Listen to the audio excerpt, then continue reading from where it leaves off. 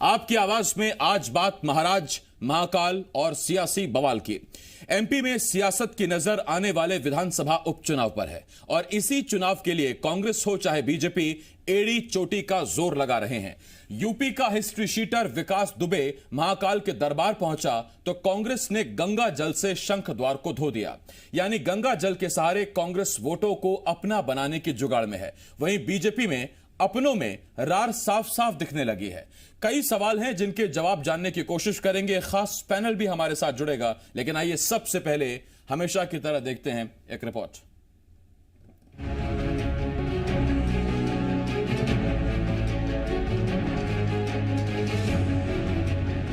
लंबे इंतजार के बाद मध्य प्रदेश में मंत्रिमंडल विस्तार हो गया। जल्द ही नए नवेले मंत्रियों को विभागों का बंटवारा भी हो जाएगा। अब सियासत की नजर विधानसभा उपचुनाव पर है। चुनाव से पहले हर मुद्दे को भुनाने की कोशिश की जा रही है। यूपी का कुख्यात हिस्ट्री शीटर विकास दुबे मारा गया, मगर महाकाल मंदिर के जिस शंख द्वार से उसने मंदिर में प्रवेश किया, उसे पवित्र करने के लिए कांग्रेस गंगा जल लेकर पहुंच गई।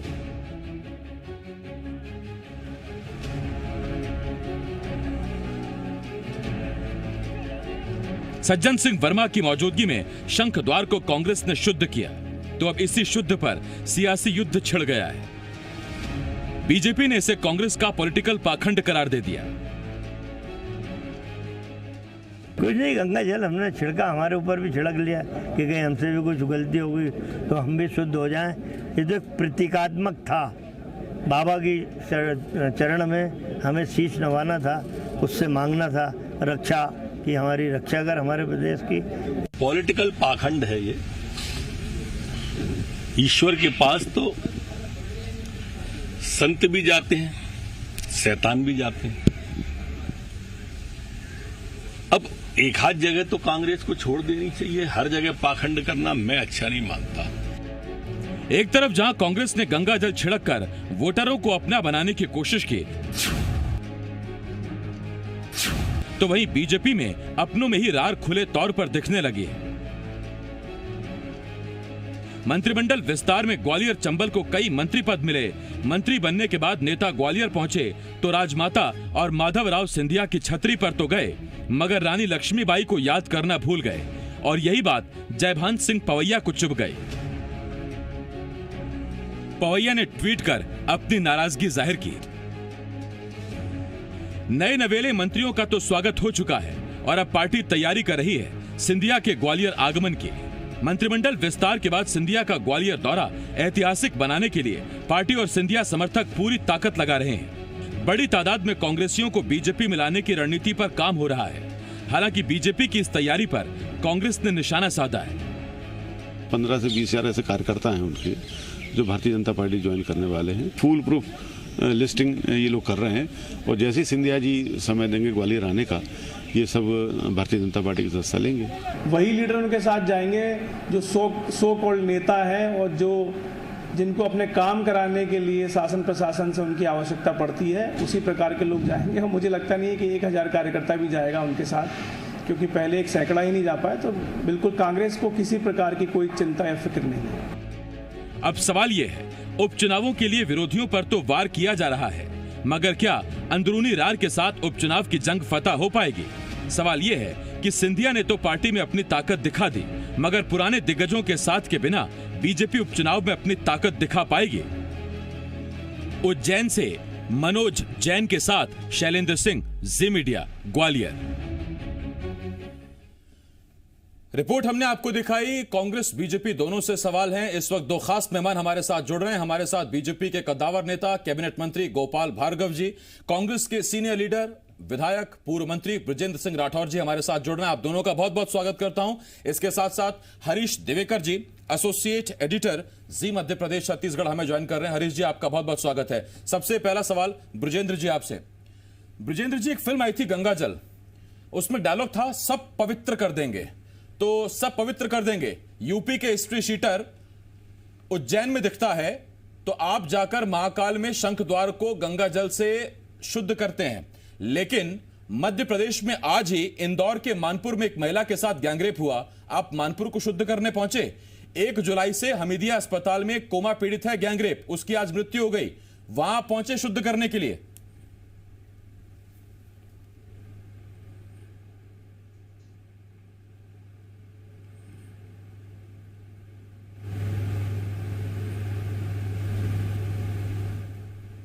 का माहौल बना हुआ है। मध्य प्रदेश में 100 दिन तक मंत्रिमंडल नहीं था, मंत्रिमंडल बन गया तो 8 दिन 10 दिन हो चुके हैं, आज तक उनके विभागों का बंटवारा नहीं। और कारण यही है कि जब सरकार नहीं है तो प्रशासन भी चुपचाप बैठा हुआ है, और वही कारण है कि आज मध्य प्रदेश में लूटपाट मची हुई है। जहां एक तरफ स्वयं आपके पत्रकारों की पिटाई हो रही है, वहीं माताएं बहनें हमारी सुरक्षित नहीं हैं। अगर हमारी बेटियां किसी मंत्री से सवाल करती हैं तो उनको बदनाम करने का काम किया जाता है। बैंक आपके लूटे जा रहे हैं, दुकानदार लूटे जा रहे हैं, कोई सुरक्षित है नहीं। किसान को बिजली नहीं मिल रही है, किसान को यूरिया नहीं मिल रहा है, किसानों से फर्जी बिल वसूले जा रहे हैं। और भारतीय जनता पार्टी की जो गुटबाजी है इतनी ज़्यादा सतह पे आ गई है कि उमा भारती जी अपनी बात कह रही हैं, कैलाश विजयवर्गीय जी अपने जगह नाराज हैं, इधर जो है शिवराज सिंह जी अपनी बात कहते हैं, सिंधिया साहब सुपर सीएम हैं तो वो अपनी बात चलाने के ऊपर आमादा हैं। तो ये जो कुल मिला जुलाकर मध्य प्रदेश की इतनी दयनीय स्थिति खराब जो है, इसकी वजह से आम आदमी परेशान है। जहाँ तक कानून व्यवस्था का सवाल है, एक उत्तर प्रदेश का इतना कुख्यात अपराधी बड़े आराम से पैदल चलते हुए, मुस्कुराते हुए, घूमते हुए 3 घंटे तक घूमता रहता है, नदी में स्नान करता है, फूल वाले से बात करता है और मंदिर में टहलते हुए चला जाता है। और पुलिस वाले भी, गार्ड भी साथ साथ दिख रहे हैं, मंदिर से वो लौट के भी आ जाता है। और उसके बाद जब गार्ड जो है उनकी बात होती है तो वो कहता मैं हूँ विकास दुबे कानपुर वाला, मैं हूँ विकास दुबे कानपुर वाला। और मजेदार बात ये देखिए, इतना बड़ा कुख्यात अपराधी और बड़े आराम से 2 पुलिस वाले उसको उल्टा करके उसकी पिटाई करते हैं और वो चुपचाप सहन करता है। तो ये जो एक मजाक की स्थिति है, मध्य प्रदेश के गृह मंत्री जी, मध्य प्रदेश की सरकार कहती है कि हमने उसकी गिरफ्तारी की है। अगर आपने गिरफ्तारी की है तो जरा बताइए कौन सी धारा आपने लगाई है। अगर आपने धारा लगाई है तो आपने कौन सी अदालत में उसको पेश किया था। अगर आपने धारा नहीं लगाई थी तो फिर आपने उत्तर प्रदेश पुलिस को कैसे सौंप दिया। और आपका खुद का एडिशनल एसपी कह रहा है कि गारंटी नहीं है कि वो कानपुर तक सुरक्षित पहुंचेगा। तो ये जो हालात है मध्य प्रदेश के, जिस तरीके की सिंधिया जी में और तो इन हालातों को सुधारने के लिए महाकाल के दर्शन कर लेते सर, जल चढ़ा देते, उसे शुद्ध करने की क्या जरूरत थी। और उसमें सबसे बड़ा सवाल फिर तो यही बात हुई ना, जहां आप चाहेंगे उसे शुद्ध करेंगे, जहां आप नहीं चाहेंगे वहां नहीं करेंगे। अगर सज्जन वर्मा जी को लगा कि ये बहुत गलत हुआ है, एक गलत आदमी यहाँ पे प्रवेश किया है और उन्होंने प्रतीकात्मक वहाँ पे कोई बात की है, तो ये उनका व्यक्तिगत मामला है। इसमें कांग्रेस पार्टी से कोई उसका वो नहीं है, उनका व्यक्तिगत मामला है।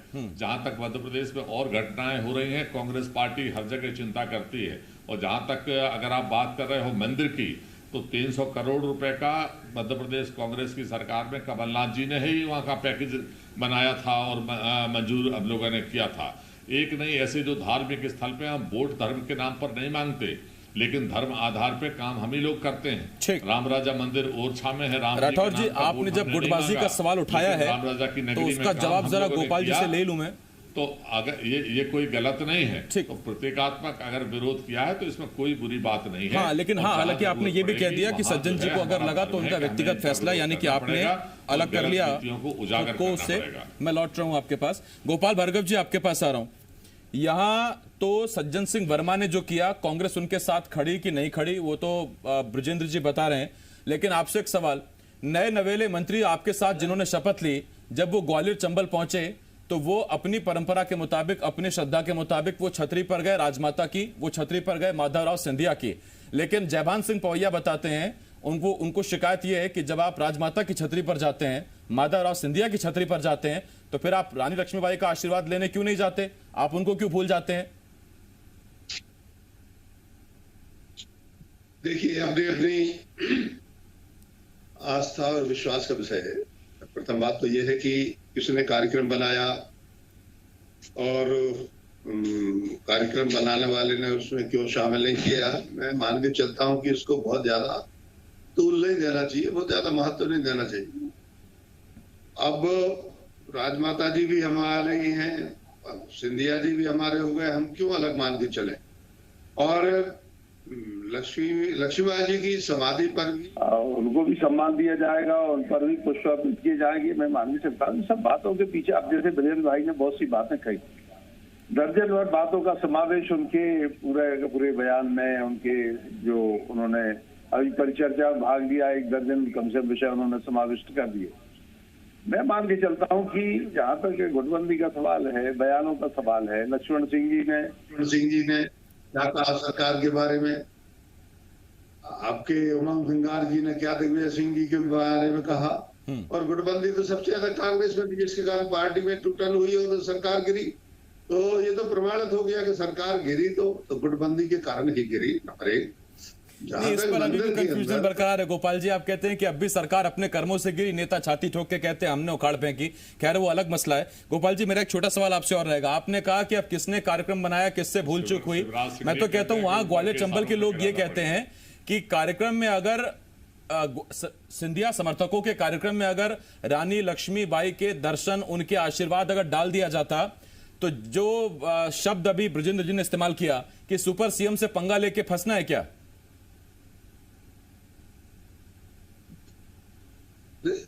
हेलो जी, गोपाल जी सुन रहा हूं मैं। हेलो जी, देखिए, मैं बहुत स्पष्ट करना चाहता हूं, हमारे बुंदेलखंड की है वो सच बोलना। इस सरकार में ना कोई सुपर सीएम है, पद जो है वो सिर्फ सीएम का है, भारतीय जनता पार्टी के संगठन का है, नड्डा जी का है, हमारे राष्ट्रीय अध्यक्ष है, और हमारे प्रधानमंत्री जो हैं हमारे गृह मंत्री अमित शाह जी हैं और नरेंद्र मोदी जी। ये भटकाव पैदा करने की कोशिश होती है। सुपर सीएम, ये सीएम, वो सीएम, मैं मान के चलता हूं। अरे दस्तखत किसके होते?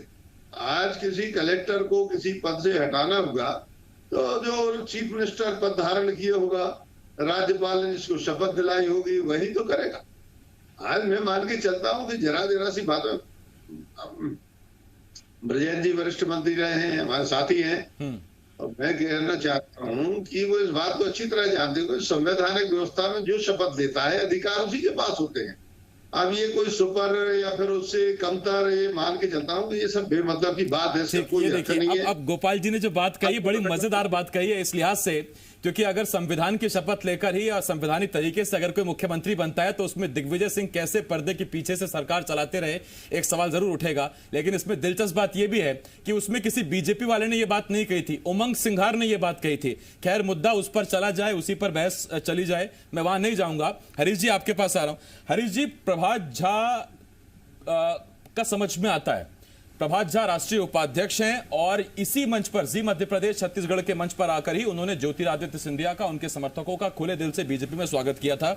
लेकिन लगता है कि इतना बड़ा दिल जयभान पवैया नहीं दिखा पा रहे हैं और छतरी से पवैया का रिश्ता, नाराजगी, जो भी आप उसे कहें, मनभेद, मतभेद, वो जग जाहिर है, वो छुपा हुआ किसी से नहीं है। आसिफ, देखिए जयभान सिंह पवैया का जो जिसको बोले व्यवहार है वो बिल्कुल कठोर है और साफ स्वस्थ है, मतलब उनका स्पष्टवादिता का है। वो कभी झुके नहीं, हिंदूवादी, कट्टर हिंदूवादी चेहरा माने जाते हैं मध्य प्रदेश के। और वो व्यक्ति अकेले थे जो बलिदान दिवस मनाना शुरू करा था उन्होंने, और वो पूरी महल के साथ टक्कर ईट से ईट बजाते थे।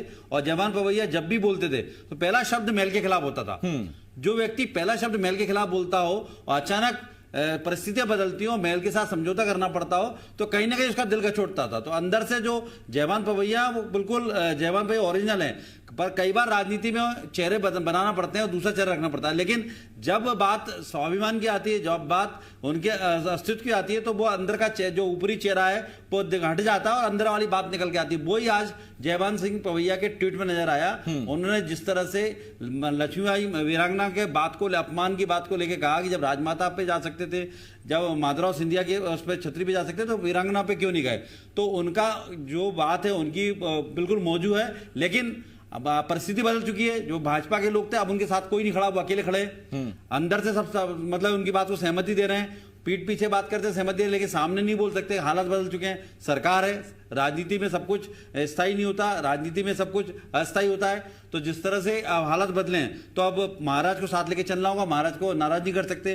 तो यही वजह है कि लगातार जो हालत बन रहा है ग्वालियर संबंध में, एक खेमा अलग होता है धीरे धीरे, जो महाराज के पसंद नहीं कर रहा है, या महाराज की रणनीति को, या महाराज के साथ। अब भार्गव जी बैठे हैं हमारे सामने, वरिष्ठ नेता हैं, कैमरे सामने कुछ भी बोले, लेकिन वो जिस तरह से उनका कद है भाजपा के अंदर, ज्योतिराज सिंधिया आने के बाद या उनके समर्थक क्या उनके सामने बराबर बैठेंगे, तो क्या वो पसंद करेंगे? लेकिन ठीक है, वो भार्गव जी मंजे हुए राजनेता हैं, एडजस्ट कर लेंगे, लेकिन जयवंत पवैया एडजस्ट करने वाले नहीं हैं। भले ही वो विधायक नहीं है, भले ही वो पार्टी के साथ साइड लाइन है अभी, लेकिन अपनी बात को मजबूती के साथ तेवर बहुत कुछ बताते हैं। अजय जी, मैं लौट रहा हूं आपके पास। अजय विष्णु ब्रजेंद्र जी, विपक्ष के तौर पर नजर तो आपकी पैनी रहती है, मैं जरा वक्त नहीं दे पाऊंगा आपको, छोटा सा इस पर रिएक्शन चाहूंगा।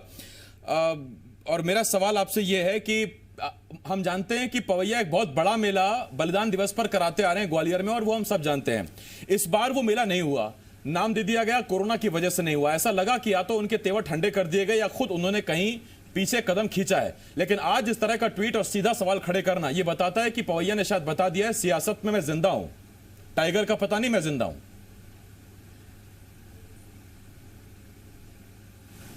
अब देखिए, मैंने आपसे कहा केवल पवैया जी का सवाल नहीं है, गोपाल जी हमारे बड़े भाई हैं, मैं इन्हें बधाई भी देता हूं।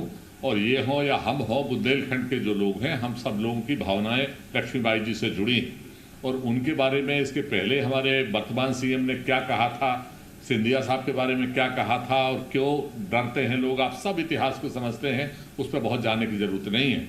लेकिन इनकी भी भावना ये बोल नहीं सकते भार्गव जी, लेकिन अंदर की स्थिति इनकी ये है कि बिश्नोई जी अपना ट्वीट कर रहे हैं, उमा भारती जी अपना ट्वीट कर रही हैं, पारुल साहू जी अपना ट्वीट कर रहे हैं, पवैया जी ने तो खुलकर आज उस पर और ज़्यादा रिएक्शन दे दिया। तो ये अंदर की जो लड़ाई है, अब ये निकल के बाहर आ गई है कागजों के ऊपर, कुछ दिनों में ये सड़कों के ऊपर आने वाली है, और इसका खामियाजा मध्य प्रदेश में आम जनता को ही भुगतना है। ये ऐसी स्थिति ना बने, जनता पर ना आए, वो तो हम उम्मीद करते हैं। आखिरी 30 सेकंड में गोपाल जी आपके पास आ रहा हूं। गोपाल जी, व्यक्तिगत तौर पर भी एक ऐसा नेता जिसकी सीट पर कांग्रेस का एक विधायक चुना गया, उसने सीट छोड़ दी, अब वो आपकी पार्टी में आकर मंत्री बन गया, और अगर वो उपचुनाव जीत जाते हो आगे कम से कम 10, 15, 20 साल, तो फिर सीट गई ना काम से, तो फिर क्या करेंगे पवैया? फिर कहां रह गई कैडर बेस पार्टी? वो तो नाराज होंगे ही, आपके इतने पुराने साथी, आपको भी चिंता होती होगी। नहीं, चिंता का कोई प्रश्न नहीं है। मुख्यमंत्री जी का संवैधानिक अधिकार है, तो मंत्रिमंडल का गठन क्यों नहीं हो पा रहा? क्यों नहीं आप राठौर साहब, एक मिनट, राठौर साहब, मैं मान के चलता हूं कि 3 वर्ष या 3.25 वर्ष का कार्यकाल शेष रहेगा। इस शेष कार्यकाल में जो भी वहां प्रतिनिधि हैं या मंत्री हैं या विधायक हैं, मैं मान के चलता हूं कि अपना बेहतर तरीके से काम करेंगे। पवैया जी को भी उनके कद के, उनकी राजनीतिक में जो राजनीतिक त्याग है, जो उनका समर्पण है, जो हमेशा पार्टी में योगदान रहा है, उसकी दृष्टि से पार्टी उनको सम्मानित करेगी। उनको उनका स्थान हमेशा से सुरक्षित रहा है, आरक्षित रहा है। कहीं ना कहीं देखो, मैं बहुत स्पष्ट कहना चाहता हूं कि जब राजनीतिक दल टूटते हैं, एक दूसरे से मिलते हैं, तो फिर इसके बाद में इस प्रकार के समझौते होते हैं, इस तरह की स्थितियां बनती हैं। लेकिन इतना तो तय है गोपाल जी, अगर अब तक कोई जिम्मेदारी दे दी गई होती तो पवैया साहब ये ट्वीट ना करते, और अगर वो ट्वीट कर रहे हैं, इसका मतलब किसी तरह की जिम्मेदारी शायद चाह रहे हैं या बताना चाह रहे हैं कि अभी ग्वालियर का टाइगर जिंदा है। खैर, बहुत शुक्रिया, मेरे पास वक्त खत्म हो गया सर। गोपाल जी बहुत शुक्रिया आपका, ब्रजेंद्र जी आपका भी, हरीश जी आपका बहुत बहुत शुक्रिया।